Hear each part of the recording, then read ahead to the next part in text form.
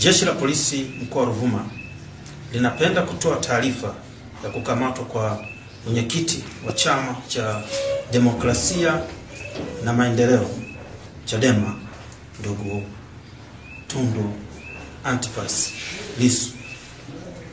Mnamo tarehe 9 mwezi wa 4 2025 katika mtaa wa Soko Kuu, wilaya ya Mbinga, jeshi la polisi lilimkamata mwenyekiti huyo wa Chadema kufuatia tuhuma zilizokuwa zinapelelezwa za kufanya uchochezi wa kutofanyika kwa uchaguzi mkuu wa 2025.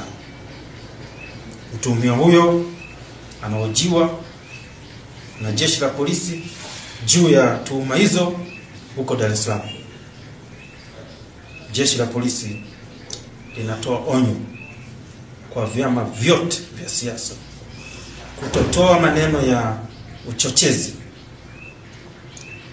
kutotoa lugha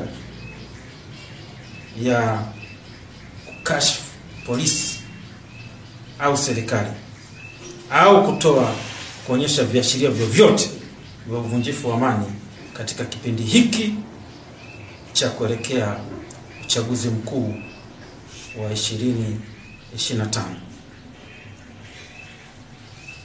Na kwa yeyote ambaye tabainika kufanya vitendo hivyo,